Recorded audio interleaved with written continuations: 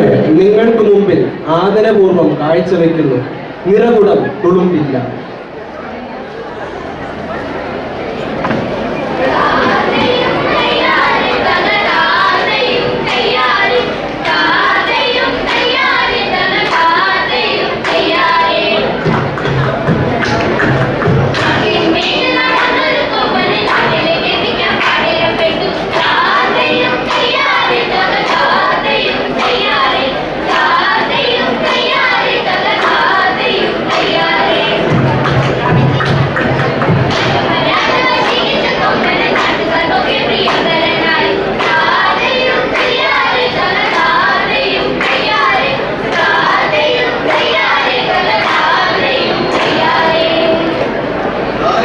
എന്താ ഇത് കഥ? കേമായിരിക്കണോ? മലയാളം മിഷനിലെ മാഷ് ഉണ്ടാക്കി പാടിയതാ. ക്ലാസ് തുടങ്ങിയിട്ടേ ഉള്ളൂ. കഥ, കവിത, കടങ്കഥ ഇതൊക്കെയാണ് ആദ്യം. പിന്നെ അക്ഷരങ്ങളും വാക്കുകളും ഓ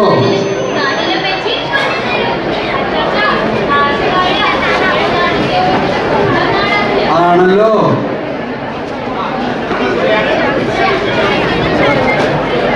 വരൂ ഇരിക്ക. മോളെ സാവിത്രിയെ,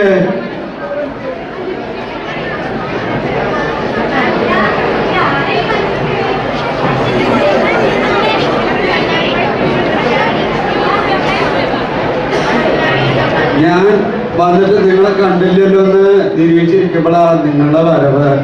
നന്നായി. ഞങ്ങൾ മലയാള മിഷൻ നമ്മുടെ നാടിനെ പറ്റിയും നമ്മുടെ ഭാഷയെ പറ്റിയും മലയാള മിഷന്റെ പ്രവർത്തനങ്ങളെ പറ്റിയും സംസാരിച്ചു കൊണ്ടിരിക്കുകയായിരുന്നു. ആട്ടെ, നമ്മുടെ മക്കളെ നമ്മൾ എവിടെ നിർത്തിയേ?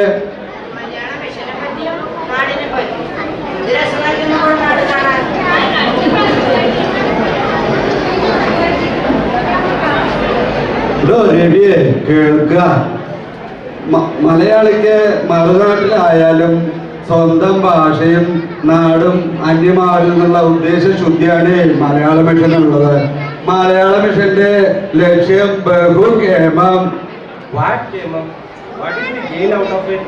വെറുതെ കുട്ടികളെ സമയം വേസ്റ്റാക്കാനല്ലാണ്ട് എന്താ സൂര്യ അങ്ങനെ സംസാരിക്കുന്നത്? നമ്മുടെ കുട്ടികൾ മലയാളം പഠിക്കണ്ടേ? അവരും മലയാളികളാകണ്ടേ? വെഡിത്തം പറയാണ്ടിരിക്കൂ. ഇത് നാടല്ല. പിന്നെ നമുക്കൊക്കെ ഒരു സ്റ്റേറ്റസ് മെയിൻറ്റെയിൻ ചെയ്യാനില്ലേ? ഞങ്ങൾ വീട്ടിൽ പോലും മലയാളം സംസാരിക്കാറില്ല. പിന്നെ മലയാളിയാകുന്നതിന് മലയാളം സംസാരിക്കണമെന്ന് ആരാ പറഞ്ഞത്?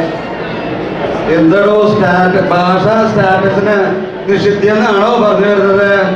ആ കുഗ്രാമത്തിൽ ഇട്ടാവട്ടത്തിൽ അമ്പലവും ഇല്ലവുമായി കഴിയുന്ന തിരുമേനിക്ക് അത് പറഞ്ഞാൽ മനസ്സിലാവില്ല. അതിന് ലോകം കാണണം, എഡ്യൂക്കേഷൻ വേണം. എന്താ സൂര്യ ഇവരോട് ഇങ്ങനെയൊക്കെയാ സംസാരിക്കാം? തിരുമേനി ക്ഷമിക്കണം. ആട്ടെ, സൂര്യന്റെ അച്ഛനും അമ്മയും സുഖമായിരിക്കണമല്ലോ? ആ, സുഖമായിരിക്കുന്നു.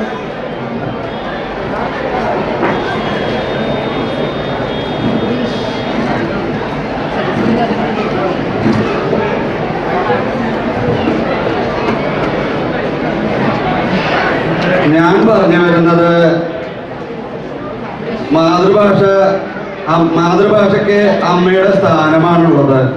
അമ്മ നമ്മളെ പഠിപ്പിക്കുന്നതോ സംസ്കാരവും. അങ്ങനെ വരുമ്പോ മാതൃഭാഷ മലയാളിക്ക് അമ്മയുടെ സംസ്കാരമാണ് നൽകുന്നത്, അല്ലേ?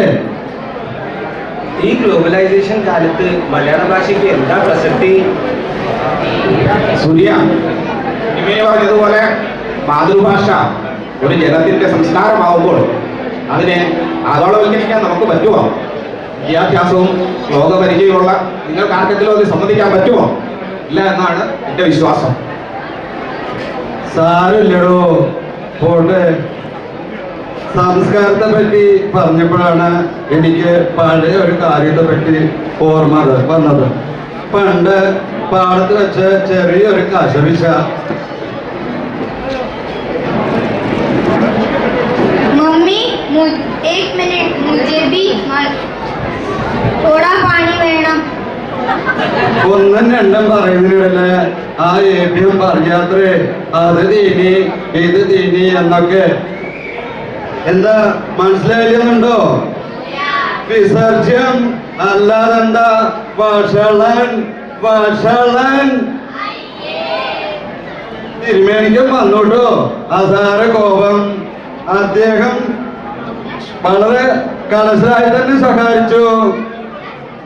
പഴം തീനി, പപ്പടം തീനി, പായസം തീനി എന്നൊക്കെ അയാള് തിന്നുന്നത് അയാള് പറഞ്ഞു, തിരുമേനി കഴിക്കുന്നത് തിരുമേനിയും, അല്ലാണ്ട് എന്താ വീട്ടിൽ കുഷ്മാണ്ഡം കൊണ്ടു. തിരുമേനി പറഞ്ഞതിന്റെ തുണി എല്ലാവർക്കും മനസ്സിലായി.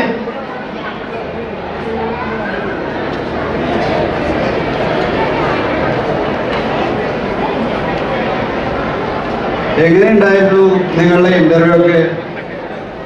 ഇന്റർവ്യൂ ഒക്കെ നന്നായിരുന്നു. ഞങ്ങൾ എക്സ്പീരിയൻസ് ഉള്ളവരല്ലേ, അത് കാരണം ബുദ്ധിമുട്ടൊന്നും ഉണ്ടായില്ല. ഓ നന്നായി. അപ്പോ മലയാളിക്ക് മാതൃഭാഷയ്ക്കും മലയാള വിദ്യാഭ്യാസത്തിനും മറുനാട്ടില് അപ്പോ മലയാളിക്ക് മാതൃഭാഷയ്ക്കും മലയാളത്തിനും ഒരു ഐക്യം ഇല്ല സാരം. മലയാളിക്ക് ഐക്യം മലയാള ഭാഷയോടാണ്.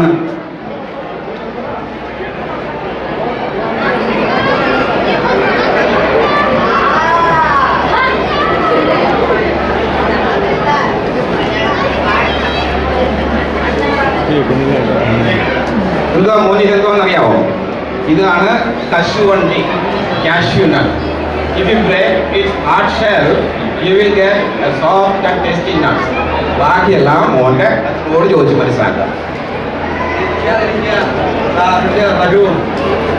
സാരില്ല മിടുക്കൻ. കേട്ടോ സൂര്യ, നമ്മുടെ മക്കളെ പുറം ലോകം കാണിക്കാതെ വീടിനുള്ളിൽ ഒതുക്കി നിർത്തി വളർത്തിയാലത്തെ ബുദ്ധിമുട്ട് മനസ്സിലായില്ലേ? വല്ലപ്പോഴൊക്കെ കുടുംബത്തിനെയും കൊണ്ട് നാട്ടിലും പോകണം.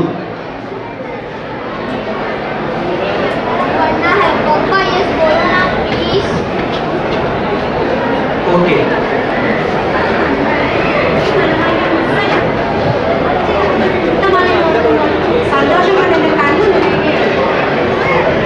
അതല്ല സാവിത്രി, പുണ്യോളും മലയാള മിഷനല്ലേ അതിന് നിമിത്തം.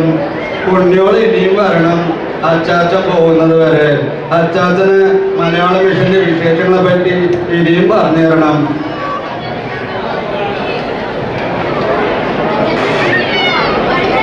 ആവാലോ, നമുക്ക് നമ്മുടെ നാടിനെ പറ്റി തന്നെ പാടാം. മാമലകൾക്കപ്പുറത്ത് മരതകപ്പെട്ടൊടുത്ത് മലയാളമെന്നൊരു നാടുണ്ട്, ഒരു മലയാളമെന്നൊരു നാടുണ്ട്. എന്താ മനസ്സിലായില്ലുണ്ടോ? എന്നാ നമുക്കത് ഇംഗ്ലീഷിൽ പാടിയാലോ? Beyond those mighty hills, wearing an emerald silk, there lies a tiny place called Malayalam, tiny Malayalam. ഇനി ബാക്കി പിന്നെ കുട്ടികൾ വരുമ്പോ. ഇല്ല, ഇത് തിരുമേനി MA പഠിക്കുമ്പോ എഴുതിയ പാട്ടാ. സാവിത്രിയുടെ അച്ഛൻ എന്നോട് ക്ഷമിക്കണം. എനിക്ക് മനസ്സിലായി എന്റെ വിവരക്കുറവും എന്റെ പോഷത്വവും. ഞാൻ തിരുമേനിയെ തെറ്റിദ്ധരിച്ചു. സാരമില്ലടോ. ഞാനും നിങ്ങളുടെ അഭിപ്രായത്തോട് യോജിക്കുന്നു. ഞങ്ങൾ മലയാള മിഷന്റെ സഹകരണത്തോടുകൂടി ഞങ്ങളുടെ മോനെ ഒരു നല്ല മലയാളിയായി വളരാൻ ഞങ്ങൾ പരമാവധി പ്രോത്സാഹിപ്പിക്കും.